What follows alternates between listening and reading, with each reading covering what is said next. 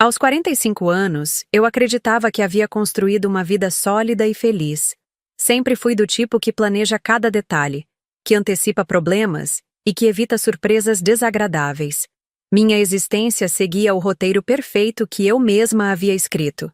Meu nome é Isabella Hoffmann, e minha história se passa na pacata, porém próspera, região vinícola de Rheinhessen, na Alemanha. A vinícola Weingut Hoffmann, fundada por minha família há 3 gerações, era mais do que um negócio. Era meu legado, meu orgulho, minha identidade. Ricardo, meu marido, e eu a administrávamos juntos, cultivando uvas que produziam vinhos premiados, respeitados por toda a região. Nosso trabalho árduo havia transformado a empresa em uma das mais admiradas do setor, garantindo-nos uma vida confortável em uma propriedade cercada por vinhedos que se estendiam até onde a vista alcançava. Nosso lar era uma casa histórica de pedra, com largas janelas que se abriam para um horizonte de folhas verdejantes no verão e de tons dourados no outono. No inverno, o frio abraçava tudo em uma serenidade quase melancólica, mas dentro de casa, eu sempre me esforcei para manter o calor, tanto no sentido literal quanto no figurado.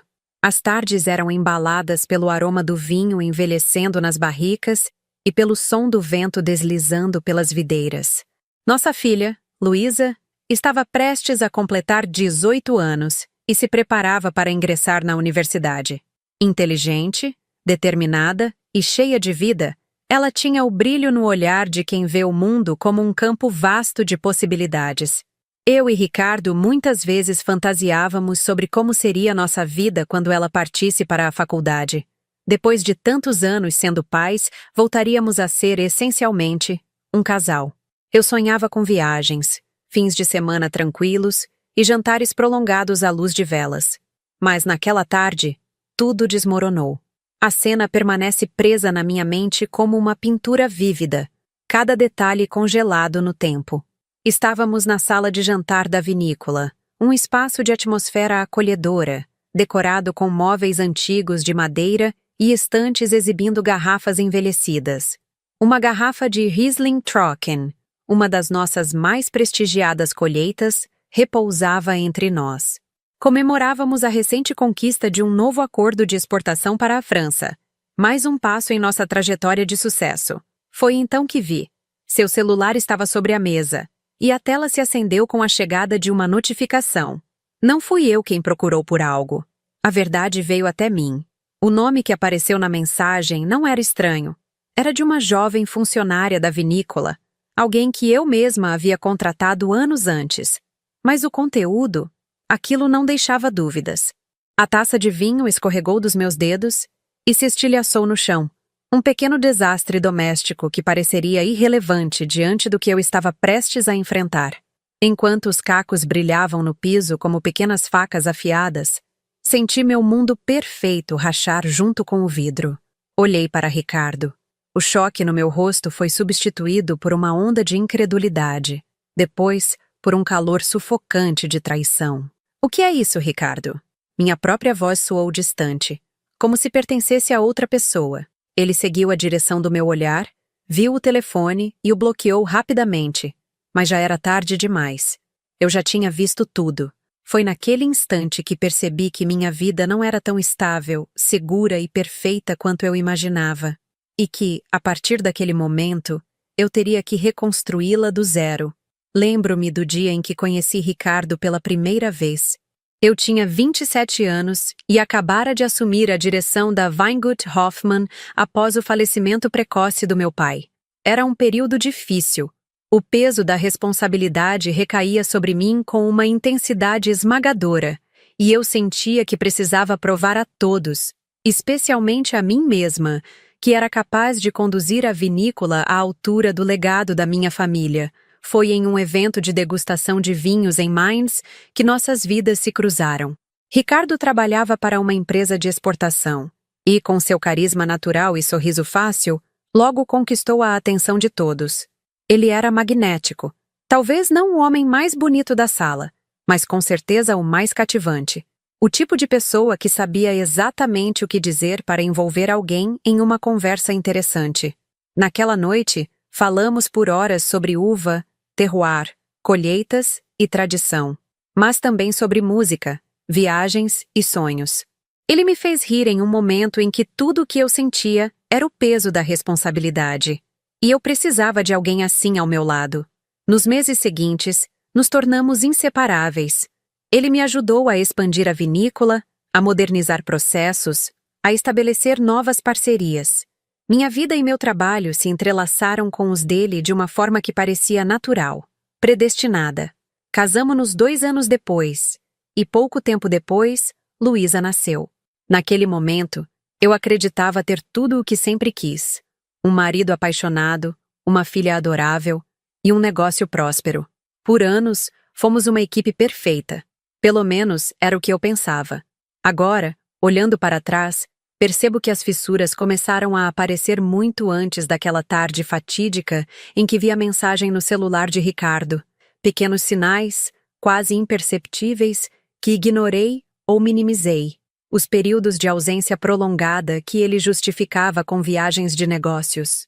As conversas interrompidas abruptamente quando eu entrava na sala. As desculpas vazias para chegar tarde em casa. As mudanças sutis no olhar dele, como se estivesse em constante conflito interno, preso entre 2 mundos. Luísa percebeu antes de mim. Mamãe, você não acha que o papai anda estranho? Perguntou uma vez, casualmente, enquanto jantávamos juntas em um restaurante na cidade. Estranho como? Questionei, rindo, sem levar a sério. Não sei, ele parece sempre distraído. E parece distante. Naquela época, ignorei o incômodo que subiu pelo meu peito com a observação dela. Convenci-me de que tudo estava bem, que nossa rotina apenas estava nos afastando temporariamente e que logo encontraríamos o equilíbrio novamente. Mas a verdade é que, quando você ama alguém, às vezes finge não ver o que está bem diante dos seus olhos. E então chegou aquela tarde. Meus olhos corriam sobre a tela do celular de Ricardo como se cada palavra tivesse um peso físico esmagador. Algumas frases, simples e diretas, bastaram para destruir anos de confiança.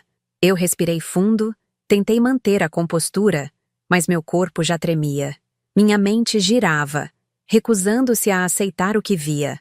Algo dentro de mim gritava, mas minha boca permaneceu fechada por um momento interminável. Ricardo percebeu minha reação e seu semblante substituiu rapidamente a despreocupação por um olhar de súbita tensão. Em um reflexo automático, ele pegou o celular, bloqueando-o. Mas nesse instante já era tarde demais para fingir que aquilo não havia acontecido. O que é isso, Ricardo? Minha voz saiu mais firme do que eu esperava. Ele hesitou por um longo segundo antes de soltar um suspiro irritado. Isabela, não tire conclusões precipitadas. Precipitadas? Eu li as mensagens. O silêncio entre nós preencheu a sala como um veneno invisível. Seus olhos se estreitaram, como se calculasse qual abordagem tomar. Mas eu conhecia Ricardo. Conhecia suas expressões, seu jeito de tentar se esquivar quando sabia que estava em desvantagem. Isso não é o que parece. Ele tentou finalmente, a voz forçadamente calma. Soltei uma risada amarga, sentindo meu coração se partir em 1000 pedaços. E o que parece então, Ricardo? Porque para mim parece que você está tendo um caso. O impacto daquelas palavras me atingiu tanto quanto a ele. Lá estava a verdade, exposta no meio da sala, impossível de ser ignorada.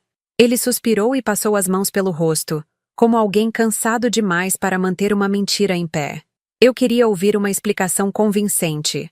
Qualquer coisa que tornasse o que eu vi menos doloroso. Mas ele não disse nada. E esse silêncio me disse tudo. O silêncio que se seguiu foi como um vácuo, um abismo negro entre mim e Ricardo. O ar parecia pesado, como se cada segundo que passava sugasse um pouco mais da minha energia. No fundo, eu já conhecia a verdade, mas aceitar era outra história. Meu corpo estava tenso, minhas mãos trêmulas, enquanto eu esperava que ele dissesse algo. Uma justificativa, uma desculpa, uma mentira melhor, qualquer coisa que suavizasse o impacto daquela traição. Mas não veio nada. Apenas um olhar cansado, como se eu fosse a responsável por estragar aquele almoço perfeitamente tranquilo. Diga alguma coisa, Ricardo. Minha voz soou estranha até para mim. Ele franziu a testa e passou a mão nos cabelos, claramente incomodado. O que você quer que eu diga? Foi como se ele tivesse me esbofeteado. O sangue esquentou no meu rosto e senti uma mistura caótica de raiva e tristeza me invadir. Quem é ela? Desde quando isso está acontecendo? Novamente, o silêncio. Havia duas opções diante dele: mentir ou finalmente admitir o que havia se tornado óbvio. Por um momento, achei que ele fosse escolher a primeira. Mas então, após um suspiro longo e pesado, ele soltou a verdade com uma frieza que me congelou por dentro. Isabela, eu não queria que você descobrisse assim. Uma confissão. Sem rodeios, sem tentativas de negá-lo. Como se isso fosse me poupar da dor em que eu já estava mergulhada. Senti um gosto amargo na boca. Tudo o que construímos juntos, tudo o que acreditávamos ser, havia sido destruído em um instante. Eu quero o divórcio. As palavras saíram antes que eu pudesse pensar nelas. Se ele ficou surpreso, não demonstrou. Apenas assentiu lentamente, seu olhar fixo no chão. Nenhuma súplica, nenhum pedido de perdão, nenhuma tentativa de lutar por mim. E isso doeu mais do que tudo. Eu não sei exatamente que reação eu esperava. Talvez um pedido desesperado para que eu reconsiderasse, para que tentássemos consertar isso. Mas Ricardo aceitou minha decisão de forma quase indiferente, como se já tivesse se preparado para esse fim. Levantei-me da cadeira, sentindo meu corpo pesado. A taça quebrada ainda estava no chão, o vinho espalhado como sangue em um quadro dramático. Eu o encarei uma última vez. Nada mais a dizer? Ele respirou fundo. Sinto muito que tenha acontecido assim. E isso foi tudo. A dor era sufocante, avassaladora. Como se alguém tivesse arrancado um pedaço do meu peito e deixado apenas um vazio sem fundo. Mas uma coisa eu sabia. Eu não imploraria, não choraria na frente dele. Eu saí da sala sem olhar para trás. Naquele momento, eu ainda não sabia que essa traição seria apenas o começo da minha queda. O mais cruel ainda estava por vir. Os dias seguintes foram um borrão. Entre a papelada do divórcio, as fofocas que começaram a circular na vinícola e as conversas dolorosas com Luísa, sentia-me como uma estrangeira dentro da minha própria vida. Nada mais parecia meu. No começo, eu insistia em manter minha rotina. Acordava no mesmo horário, percorria os vinhedos como sempre fazia, supervisionava a produção, participava das reuniões. Mas, por dentro, eu estava exausta.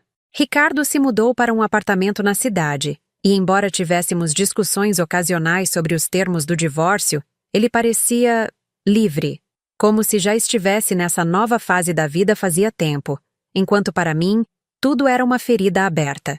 Luísa, por sua vez, oscilava entre raiva e tristeza. Você não devia deixar ele ir embora assim, mãe, ela disse uma noite, enquanto jantávamos apenas nós duas. Como assim?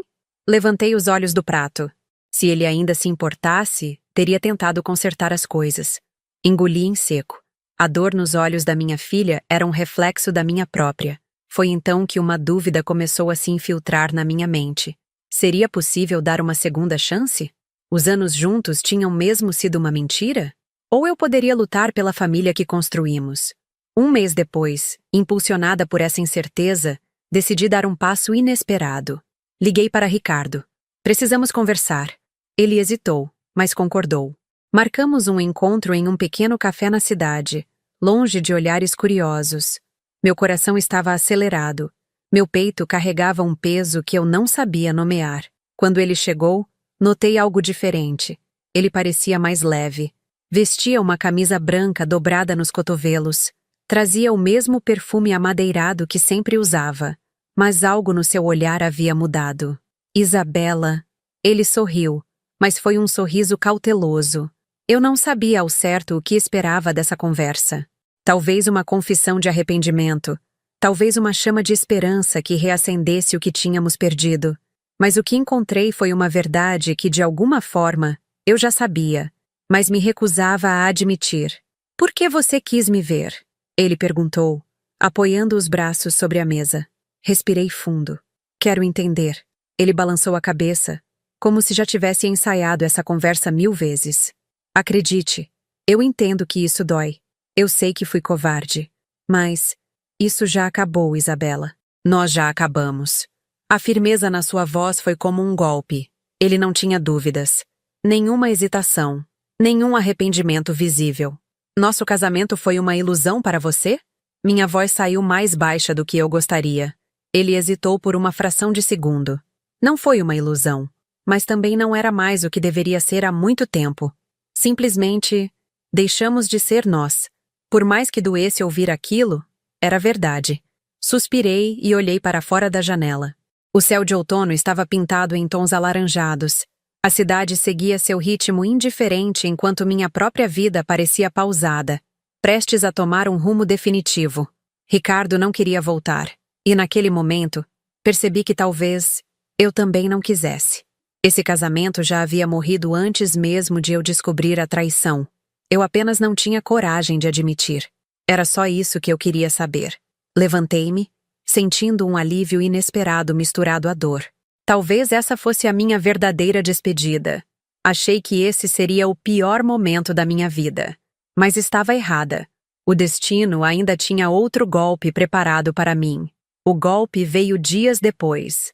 Eu estava sentada na varanda da vinícola, uma xícara de café esfriando entre meus dedos, tentando absorver os últimos acontecimentos, quando meu celular tocou. Era um número desconhecido. Senhora Hoffman? A voz do outro lado era formal, profissional. Lamento entrar em contato desta forma, mas temos notícias sobre Ricardo.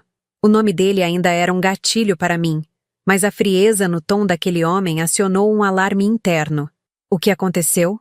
Houve uma pausa breve antes da resposta, como se ele temesse minhas reações. Seu ex-marido sofreu um acidente de carro ontem à noite. Infelizmente não resistiu. O mundo silenciou. Por um instante não compreendi. O cérebro demorou a processar as palavras, como se estivesse rejeitando a informação. O que... Minha voz saiu sufocada. Sentimos muito. A ligação continuou, mas eu não lembro do resto. Lembro apenas do vazio que me preencheu. Em um rompante, me levantei e comecei a andar para dentro da casa, como se buscar movimento ajudasse a dissipar o choque. Meu coração batia acelerado. Minha respiração estava errática. Minhas mãos tremiam tanto que derrubei a xícara no chão. Não senti vontade de chorar, apenas incredulidade. Ricardo estava morto. Quando contei a Luísa, ela desmoronou. Minha filha ainda estava tentando processar o divórcio. E agora, isso. O luto veio sem aviso, esmagando-a com força brutal. Mas para mim, o impacto foi diferente. Eu não sabia como me sentir. A raiva não se dissipou, mas tampouco conseguia odiá-lo. Ricardo não era só meu ex-marido infiel. Ele também havia sido meu parceiro, alguém com quem construí uma história. Nos dias seguintes, a vinícola ficou em suspensão. Telefonemas, condolências, providências funerárias, tudo caiu sobre mim como uma avalanche inevitável. Pessoas que antes apenas observavam meu divórcio à distância, agora falavam comigo com pesar. Mas ninguém sabia o que aquela morte realmente causaria na minha vida. A verdade veio alguns dias depois, na leitura do testamento. Eu esperava algo simples. Ricardo nunca demonstrou interesse em complicar as finanças da vinícola. A Weingut Hoffmann sempre foi meu legado. Ele era apenas empresário e parceiro de negócios. E agora, com sua morte, imaginava que essa parte da nossa vida seria finalmente encerrada. Mas então, o advogado olhou para mim, hesitando antes de anunciar a parte crucial do testamento. O patrimônio de Ricardo será dividido igualmente entre sua filha e sua sócia na vinícola, Helene Fischer. Senti uma onda de confusão atravessar meu peito. Se sócia? Minha voz tremeu. O advogado ajustou os óculos, folheando os documentos com nervosismo. Sim. Ricardo registrou Helene como coproprietária de 50% da vinícola há alguns meses. Silêncio absoluto. Minha mente girou. 1 milhão de peças caindo brutalmente no lugar ao mesmo tempo. Helene Fischer, a mulher com quem ele me traiu. A amante. Ela agora era dona da metade da minha vinícola. A traição não tinha acabado com o divórcio.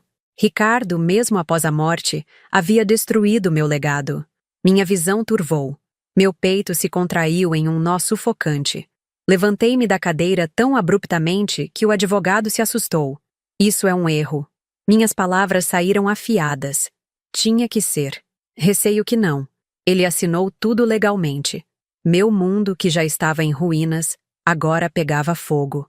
Como ele pôde? Como, depois de tudo, ele conseguiu me apunhalar dessa forma? Não apenas me traiu em vida. Ele deixou sua amante com metade do que construímos juntos. Mas se Ricardo pensou que isso iria me destruir, ele subestimou quem eu sou. A raiva queimava dentro de mim como um incêndio incontrolável. Fui traída 2 vezes. Primeiro, como esposa. Agora, como empresária, como herdeira de um legado que correu pelas veias da minha família por gerações. Não podia aceitar isso. Não aceitaria. Minha primeira reação foi buscar formas de anular o testamento. Passei noites sem dormir, entrando em contato com advogados, estudando documentos, examinando cada linha assinada por Ricardo. Mas tudo estava legalmente sólido. Ele tinha planejado isso com antecedência. Aquilo me doía de formas que eu não conseguia descrever. Significava que não foi um ato impulsivo, não foi um lapso de julgamento. Ricardo deliberadamente me excluiu da decisão. Ele escolheu dividir o que deveria ser meu com a mulher que destruiu nosso casamento. Mas eu não podia me dar ao luxo de apenas sentir raiva. Eu precisava agir. No dia marcado para a primeira reunião oficial entre os novos sócios da Weingut Hoffmann, entrei na sala de conferências decidida. A mesa de madeira maciça estava impecavelmente organizada, um reflexo do que a vinícola sempre representou para mim. Tradição, estabilidade, trabalho árduo. E lá estava ela, Helene Fischer, a mulher que, de muitas formas, havia se tornado minha inimiga invisível. Uma jovem executiva de olhar afiado, loira, sempre bem vestida. Eu a conhecia apenas superficialmente enquanto Ricardo e eu ainda estávamos juntos. Para mim, ela era apenas mais uma funcionária dedicada. Nunca imaginei que se tornaria isso. Uma sombra dentro da minha própria empresa. Ela me encarou com um olhar misto de frieza e incerteza. Talvez imaginasse que eu fosse atacá-la. Talvez achasse que eu gritaria, que eu perderia o controle. Mas eu era forte demais para isso. Sentei-me com calma e deslizei um documento pela mesa. Eu quero comprar sua parte da vinícola. Os advogados ao redor se entreolharam.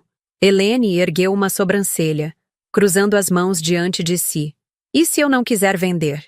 Respirei fundo, mantendo minha postura firme. Então teremos uma guerra que não vai beneficiar nenhuma de nós. Essa vinícola é minha, Helene. Sempre foi. Você herdou algo pelo qual nunca trabalhou. Ela me estudou por um longo tempo. Você acha que eu sou uma inimiga, mas não sou? Sua voz era calculada. Ela queria me testar. Nos últimos meses, Ricardo e eu trabalhamos juntos para melhorar essa empresa. Eu não sou apenas uma amante, Isabela. Sou uma empresária. Eu poderia fazer esse lugar crescer ainda mais. Cada palavra dela queimava minha pele, mas permaneci imóvel.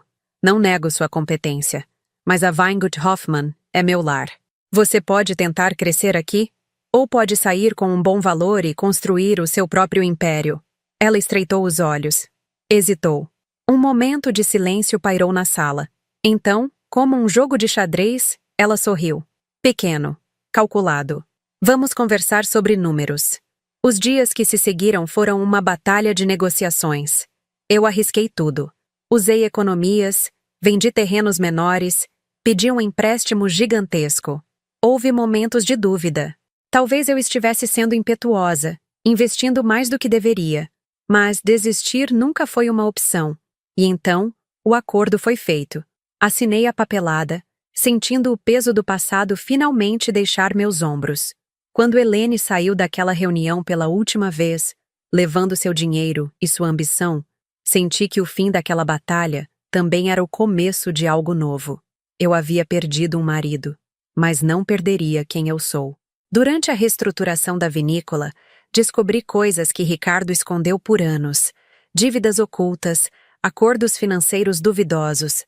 Ele vinha apostando alto, correndo riscos que eu nunca teria aprovado. O homem que eu achava conhecer era um estranho para mim. E no fim, percebi algo irônico.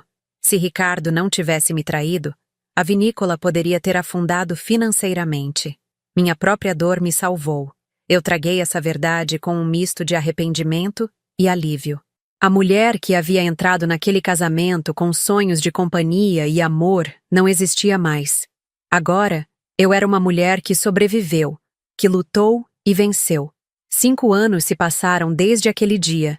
Hoje, caminho entre as videiras da Weingut Hoffmann, sentindo sob meus pés a terra que sustentou minha família por gerações. A vinícola está prosperando mais do que nunca. Modernizei os processos, ampliei nossa presença internacional, diversifiquei os vinhos. O nome Hoffmann se tornou sinônimo de resiliência na região. Mas, mais do que superar dificuldades profissionais, eu me reinventei. Os anos que seguiram não foram fáceis. Enfrentei desafios, duvidei de mim mesma, senti medo. Mas a vida continuou, e eu continuei com ela, aprendendo a viver sem olhar para trás com rancor. Ricardo foi uma parte importante da minha história, mas não define quem eu sou. Minha força nunca veio dele. Ela sempre esteve dentro de mim, eu apenas precisei de um choque para redescobri-la. Ontem à noite, recebi um prêmio de excelência no setor vinícola. Era um evento importante, cheio de empresários influentes, críticos e especialistas. Quando me chamaram ao palco, senti um breve arrepio. Eu, uma mulher que já esteve à beira do colapso, agora estava sendo reconhecida por sua capacidade de reerguer um império. Luísa estava na plateia. Ao vê-la sorrindo, com os olhos brilhando de orgulho, senti um calor indescritível no peito. Ela cresceu se espelhando em mim. Hoje, estuda administração e já participa das decisões da vinícola. Talvez, um dia, assuma meu lugar. Mas não por obrigação, e sim por escolha. Peguei o microfone e, enquanto aplaudiam, respirei fundo antes de falar. A vida tem formas cruéis de nos testar. Fazemos planos, criamos raízes, e, de repente, o chão desaparece. Eu achei que sabia quem eu era, mas só descobri minha verdadeira força quando tive que reconstruir do zero. Aprendi que o passado pode nos moldar, mas não nos define. Nós escolhemos quem queremos ser. E eu escolhi ser muito mais do que uma vítima das circunstâncias. A plateia aplaudiu de pé. Eu saí daquele palco sorrindo, sentindo-me completa. Eu não precisava mais provar nada para ninguém, apenas para mim mesma.